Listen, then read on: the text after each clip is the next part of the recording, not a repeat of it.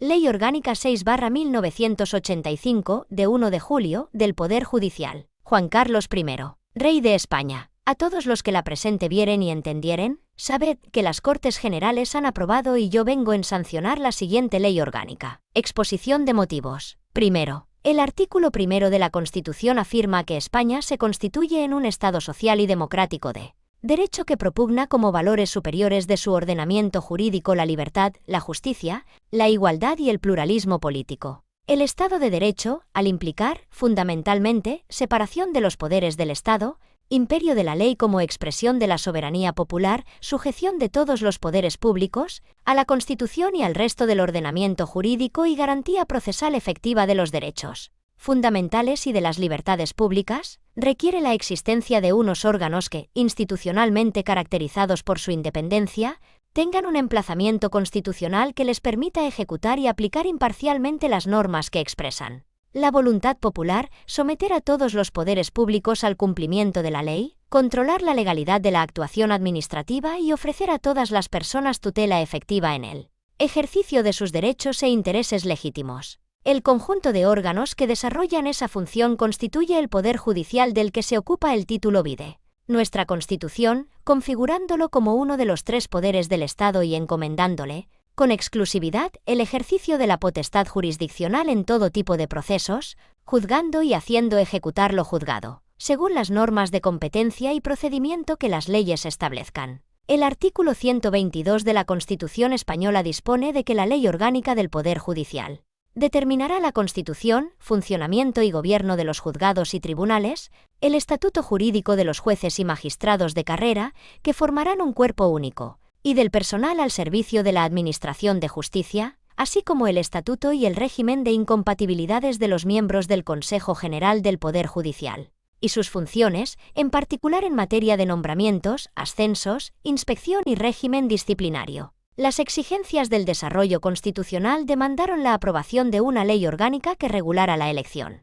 composición y funcionamiento del Consejo General del Poder Judicial, aun antes de que se procediese a la organización integral del Poder Judicial. Tal ley orgánica tiene, en no pocos aspectos, un carácter provisional que se reconoce explícitamente en sus disposiciones transitorias, las cuales remiten a la futura ley orgánica del Poder Judicial. La presente ley orgánica satisface, por tanto, un doble objetivo. Pone fin a la situación de provisionalidad hasta ahora existente en la organización y funcionamiento del Poder Judicial y cumple el mandato constitucional. Segundo, en la actualidad, el Poder Judicial está regulado por la Ley Provisional sobre Organización del Poder Judicial de 18 de septiembre de 1870, por la Ley Adicional a la Orgánica del Poder Judicial de 14 de octubre de 1882, por la Ley de Bases para la Reforma de la Justicia Municipal de 19 de julio de 1944, y por numerosas disposiciones legales y reglamentarias que, con posterioridad, se dictaron de forma dispersa en relación con la misma materia. Estas normas no se ajustan a las demandas de la sociedad española de hoy. Desde el régimen liberal de separación de poderes, entonces recién conquistado, que promulgó aquellas leyes, se ha transitado, un siglo después, a un Estado social y democrático de derecho, que es la organización política de una nación que desea establecer una sociedad democrática avanzada y en la que los poderes públicos están obligados a promover las condiciones para que la libertad y la igualdad del individuo y de los grupos sean reales y efectivas, a remover los obstáculos que impidan o dificulten su plenitud y a facilitar la participación de todos los ciudadanos en la vida política, económica y social. El cumplimiento de estos objetivos constitucionales precisa de un poder judicial adaptado a una sociedad predominantemente industrial y urbana y diseñado en atención a los cambios producidos en la distribución territorial de su población, en la división social del trabajo y en las concepciones éticas de los ciudadanos. A todo ello hay que añadir la notable transformación que se ha producido, por obra de la Constitución, en la distribución territorial del poder. La existencia de comunidades autónomas que tienen asignadas por la Constitución y los estatutos competencias en relación con la administración de justicia obliga a modificar la legislación vigente a ese respecto. Tanto la Constitución como los estatutos de autonomía prevén la existencia de los tribunales superiores de justicia que, según nuestra Carta Magna, culminarán la organización judicial en el ámbito territorial de la comunidad autónoma. La ineludible e inaplazable necesidad de acomodar la organización del Poder Judicial a estas previsiones constitucionales y estatutarias es, pues, un imperativo más que justifica la aprobación de la presente ley orgánica. Por último, hay que señalar que esta es solamente una de las normas que, en unión de otras muchas, tiene que actualizar el cuerpo legislativo tanto sustantivo como procesal español y adecuarlo a la realidad jurídica, económica y social. Será preciso para ello una ardua labor de reforma de la legislación española, parte de la cual ha sido ya acometida, al objeto de lograr un todo armónico caracterizado por su uniformidad. Tercero, las grandes líneas de la ley están expresadas en su título preliminar. Se recogen en él los principios que se consagran en la Constitución. El primero de ellos es la independencia, que constituye la característica esencial del Poder Judicial en cuanto tal. Sus exigencias se desenvuelven a través de mandatos concretos que delimitan con el rigor preciso su exacto contenido. Así, se precisa que la independencia en el ejercicio de la función jurisdiccional se extiende frente a todos, incluso frente a los propios órganos jurisdiccionales, lo que implica la imposibilidad de que ni los propios jueces o tribunales corrijan, a no ser con ocasión del recurso que legalmente proceda, la actuación de sus inferiores, quedando igualmente excluida la posibilidad de circulares o instrucciones con carácter general y relativas a la aplicación o interpretación de la ley. De la forma en que la ley orgánica regula la independencia del Poder Judicial se puede afirmar que posee una característica: su plenitud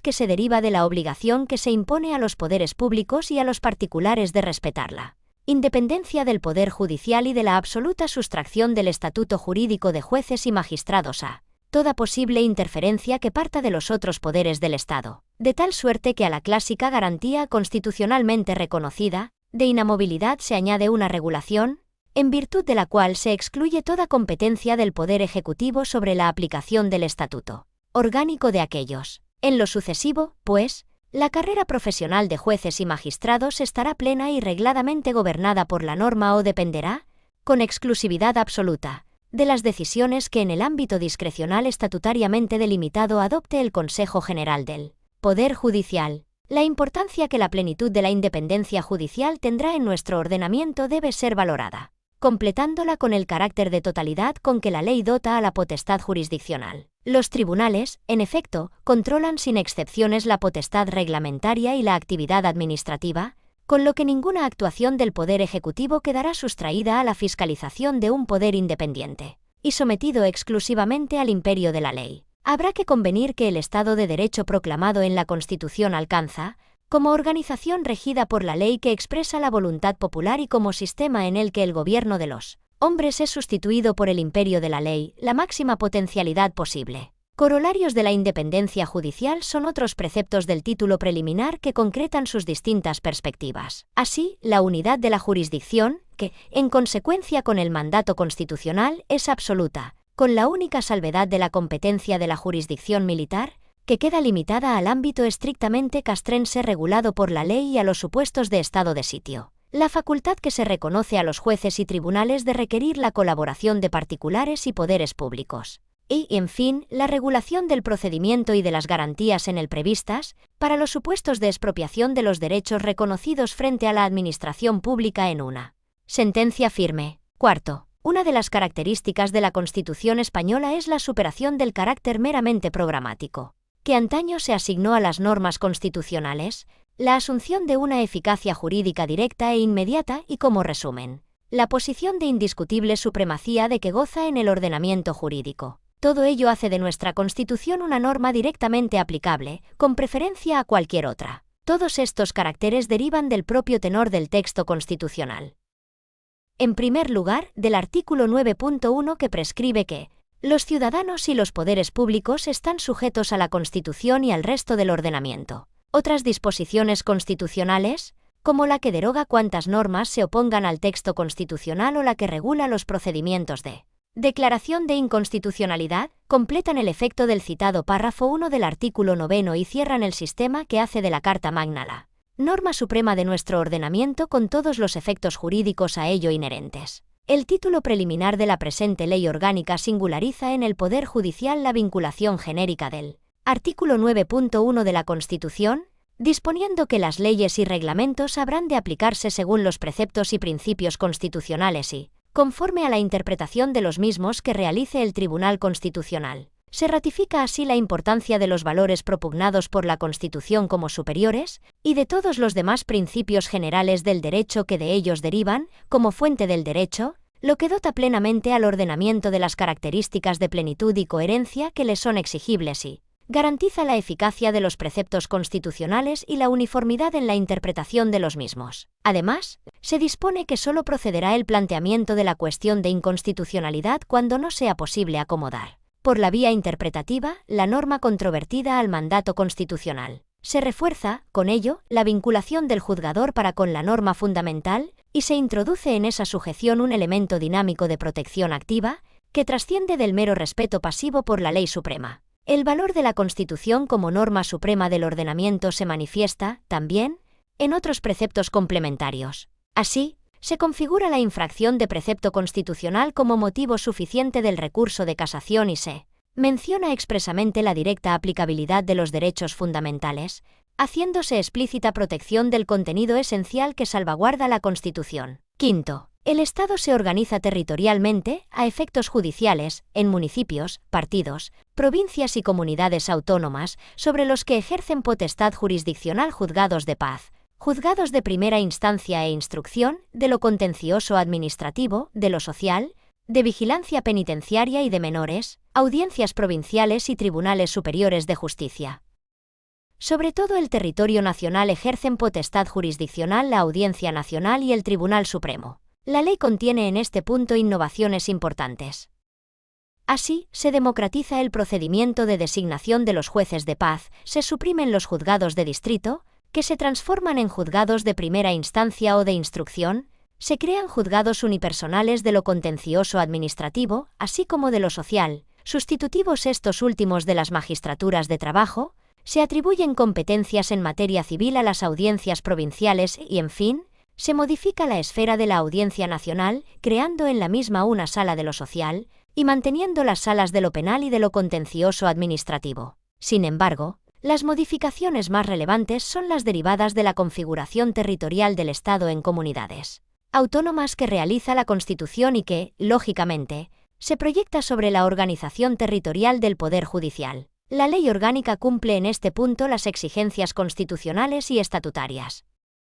Por ello, y como decisiones más relevantes, se crean los Tribunales Superiores de Justicia, que culminarán la organización judicial en la comunidad autónoma, lo que implica la desaparición de las audiencias territoriales hasta ahora existentes como órganos jurisdiccionales supraprovinciales de ámbito no nacional. A ello hay que añadir la regulación de la participación reconocida a las comunidades autónomas en la delimitación de las demarcaciones territoriales, así como las competencias que se les asignan en referencia a la gestión de los medios materiales. Con esta nueva organización judicial, necesitada del desarrollo que llevará a cabo la futura Ley de Planta y Demarcación Judicial, que el Gobierno se compromete a remitir a las Cortes Generales en el plazo de un año, se pretende poner a disposición del pueblo español una red de órganos judiciales que, junto a la mayor inmediación posible, garantice sobre todo la realización efectiva de los derechos fundamentales reconocidos en el artículo 24 de la Constitución española, entre ellos, destacadamente,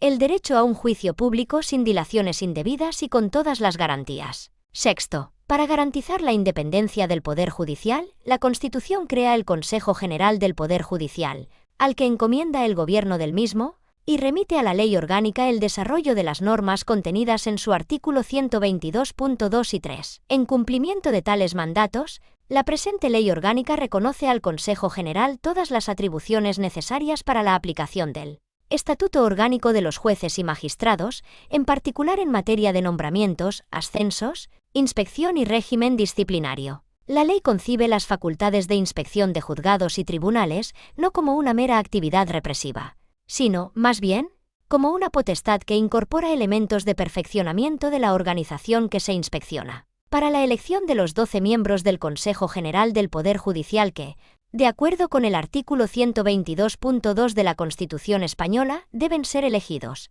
entre jueces y magistrados de todas las categorías judiciales, la ley, informada por un principio democrático, partiendo de la base de que se trata del órgano de gobierno de un poder del Estado, recordando que los poderes del Estado emanan del pueblo y en atención al carácter de representantes del pueblo. soberano que ostentan las Cortes Generales, atribuye a estas la selección de dichos miembros de procedencia judicial del Consejo General. La exigencia de una muy cualificada mayoría de 3/5, a la que la Constitución requiere para la elección de los otros miembros garantiza, a la par que la absoluta coherencia con el carácter general del sistema democrático, la convergencia de fuerzas diversas y evita la conformación de un Consejo General que responda a una mayoría parlamentaria concreta y coyuntural.